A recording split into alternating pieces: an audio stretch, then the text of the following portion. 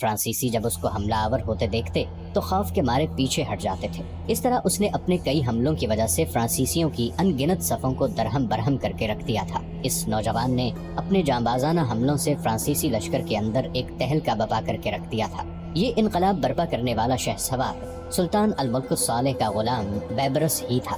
منصورہ کے میدانوں میں لڑی جانے والی اس جنگ میں اس نے اپنی عسکری صلاحیتوں اور جرأت و شجاعت کا ایسا بھرپور مظاہرہ کیا کہ وہ سب مسلمانوں کی نگاہوں کا مرکز بن گیا۔ منصورہ میں لڑی جانے والی جنگ میں مصریوں کے ہاتھوں فرانسیسیوں کو بدترین شکست ہوئی اور فرانس کا بادشاہ لوئی نہم بھی گرفتار کر لیا گیا۔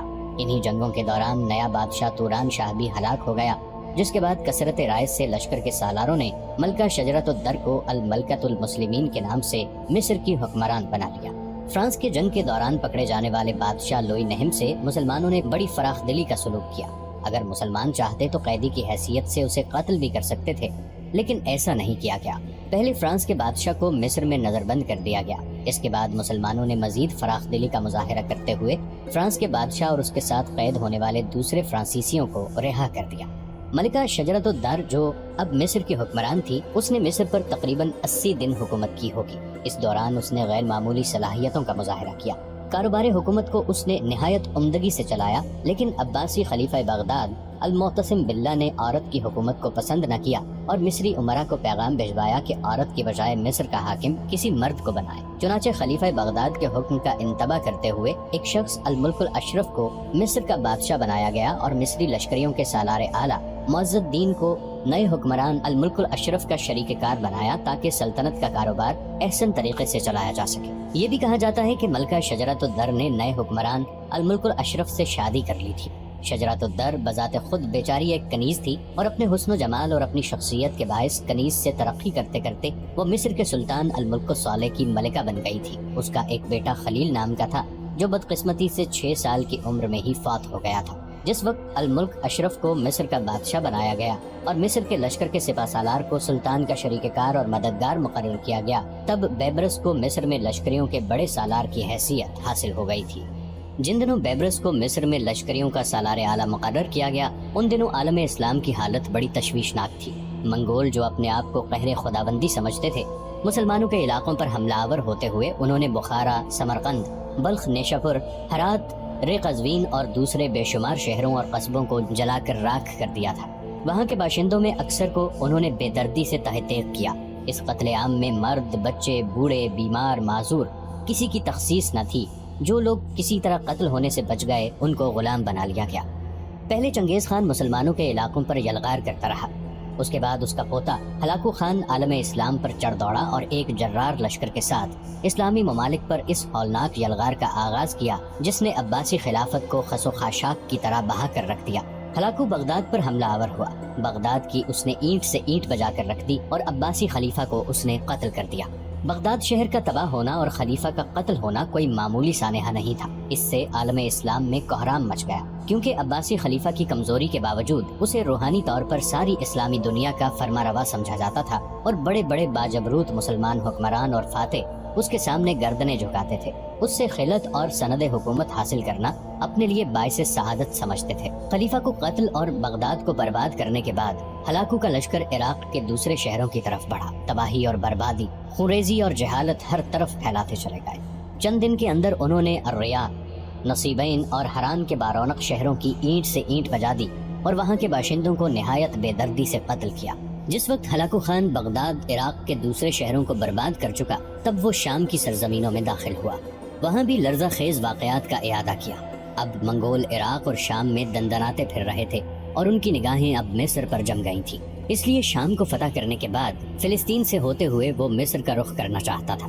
مصر میں اس وقت چونکہ حکمران نو عمر سلطان تھا، لہٰذا سارے سالاروں نے آپس میں مشورہ کیا کہ عنقریب منگول مصر پر حملہ آور ہونے کی ابتدا کر دیں گے، لہٰذا مصر کا سلطان کسی تجربے کار شخص کو بنانا چاہیے۔ چنانچہ یہ فیصلہ کیا گیا کہ معز الدین جو اس سے پہلے نو عمر سلطان کا ایک طرح سے شریک کار اور مددگار تھا، اسے مصر کا سلطان بنا دیا گیا اور بیبرس کو مصر کے سارے لشکروں کا سالار اعلیٰ رکھا گیا۔ معز الدین ملک مظفر کے نام سے مشہور ہوا۔ دوسری طرف منگول عراق اور شام کو پامال کرتے ہوئے فلسطین میں نمودار ہوئے۔ فلسطین میں اپنے قدم جمانے کے بعد اب ان کی نگاہیں مصر پر جم چکی تھیں اور وہ ہر صورت میں مصر پر قبضہ کرنا چاہتے تھے، اس لیے کہ فلسطین اور مصر کے درمیان صحرائے سینا نام کا ایک چھوٹا سا ریگستانی ٹکڑا ہی حائل تھا اور منگولوں کو پختہ یقین تھا کہ وہ اس صحرائی ٹکڑے کو پار کر کے فرعونوں کی سرزمینوں میں قدم رکھ کر وہاں بھی قابض ہو جانے میں کامیاب ہو جائیں گے۔ وہ یہ بھی سوچ رہے تھے کہ مسلمانوں کی بجائے اب دریائے نیل میں ان کی کشتیاں چلا کریں گی۔ منگولوں کی اس یلغار کو روکنے کے لیے اب مصر کا نیا سلطان ملک مظفر اور سالار اعلیٰ بیبرس دونوں مل کر اپنے لشکر کی تعداد بڑھانے کے ساتھ ان کی تربیت کا کام بھی سر انجام دینے لگے تھے۔ آخر فلسطین میں قدم جمانے کے بعد ہلاکو نے مصر پر قبضہ کرنے کا فیصلہ کر لیا۔ اس نے مصر کے سلطان کے نام ایک خط لکھا جس کا مضمون یہ تھا: یہ اس کا فرمان ہے جو ساری دنیا کا آقا ہے، اپنی شہر پناہیں منہدم کر دو، اطاعت قبول کر لو، اور اگر ایسا کرو گے تو تمہیں امن اور چین سے زندہ رہنے دیا جائے گا۔ اگر تم نے یہ بات نہ مانی تو پھر تم کو جو کچھ پیش آئے گا وہ بلند و بالا اور جاویدانی آسمان کے علاوہ کوئی نہیں جانتا۔ منگول ارواح پرست تھے۔ ان کا عقیدہ تھا کہ کائنات کی ہر شے ایک روح رکھتی ہے، نیک اور بد روحوں کو انسانوں کی زندگی پر بڑی حد تک غلبہ حاصل ہے۔ جاویدانی بلند اور بالا آسمان کی روح ان کے ہاں سب سے بڑی اور طاقتور خیال کی جاتی تھی۔ اسی بنا پر منگول اس کی قسم کھایا کرتے تھے۔ ہلاکو خان کا یہ خط لے کر اس کے سفیر مصر میں داخل ہوئے، کیونکہ ابھی تک کسی مسلمان حکمران نے ان کی اکڑی ہوئی گردن میں خم نہیں ڈالا تھا، لہٰذا وہ بڑے اکڑ کر چل رہے تھے۔ ان کا رویہ انتہائی درجے کا گستاخانہ تھا، اور جب انہیں مصر کے سلطان معز الدین کے سامنے پیش کیا گیا تو انہوں نے آداب شاہی کا لحاظ کیے بغیر ہلاکو خان کا خط معز الدین کے سامنے پھینک دیا، جو ملک مظفر کے نام تھا، جو مصر کا سلطان تھا۔ اس موقع پر مصر کے سلطان ملک مظفر کی آنکھیں غصے میں شعلے برسا رہی تھی، تاہم اس نے کسی رد عمل کا اظہار نہ کیا بلکہ صبر کیا۔ اس وقت بیبرس لشکر کے سالار اعلیٰ کی حیثیت سے اس کے قریب بیٹھا ہوا تھا۔ وہ بھی اپنے رد عمل کا اظہار کرنا چاہتا تھا، لیکن صبر اور تحمل سے کام لے گیا۔ ہلاکو کا خط سن کر مصر کے سلطان ملک مظفر نے ہلاکو خان کے سفیروں سے کہا: ہم نے ہلاکو خان کا کچھ نہیں بگاڑا، اس لیے بہتر یہی ہے کہ وہ مصر کو اپنے حال پر چھوڑ دے، ہمارے امن و امان میں خلل نہ ڈالے۔ اس پر ہلاکو خان کے ان سفیروں میں سے ایک، جو ان کا سرکردہ تھا، غصے میں لال بھبوکا ہو کر چلا کر کہنے لگا: کیا تم یہ چاہتے ہو کہ تمہارا وہی حشر ہو جو بغداد کے مغرور خلیفہ کا ہو چکا ہے؟ اچھی طرح سمجھ لو، ہمارے آقا کی قوت لامحدود ہے اور دنیا کی کوئی طاقت اس سے ٹکر نہیں لے سکتی۔ وہ خوب جانتا ہے کہ تم جیسے خود سر حکمران اور ان کی رعایا سے کیا سلوک کرنا چاہیے۔ مصر کے سلطان ملک مظفر نے ان سفیروں کو بڑا سمجھایا کہ اپنی روش سے باز آ جائیں، لیکن ان کا لب و لہجہ ناقابل برداشت ہوتا چلا گیا۔ اس موقع پر ملک مظفر نے اپنے بہت سے سالاروں سے مشورہ کیا کہ اس موقع پر کیا کرنا چاہیے۔ اکثر سالاروں کی رائے یہ تھی کہ منگولوں کی غیر مشروط اطاعت قبول کر لینی چاہیے، اسی میں بہتری اور بھلائی ہے۔ اپنے سالاروں کے ان الفاظ پر بیبرس آتش فشاں کی طرح بھڑک اٹھا اور ہلاکو خان کے سفیروں کے سامنے چھاتی تانتے ہوئے اور جرت مندی کا اظہار کرتے ہوئے کہنے لگا: مصر مسلمانوں کی آخری امیدگاہ ہے اور اس کی حفاظت کے لیے ہم سر سے کفن باندھ کر لڑیں گے۔ مصر کے سلطان ملک مظفر نے جب دیکھا کہ لشکروں کا سالار اعلیٰ اپنی جرت مندی اور جمع مردی کا مظاہرہ کرتے ہوئے آتش فشاں کی طرح بھڑک اٹھا ہے اور وہ ہر صورت میں منگولوں کا مقابلہ کرنا چاہتا ہے، تب سالار اعلیٰ بیبرس کے ان الفاظ سے اس کے عزم و یقین میں بھی پختگی آ گئی۔ لہذا بیبرس کی وجہ سے اس نے غضبناک ہو کر حکم دیا: ان منگول کتوں کی زبانیں گدی سے کھینچ لی جائیں، ان کا خاتمہ کر دو، اور ہماری طرف سے ہلاکو خان کے لیے یہی جواب ہے۔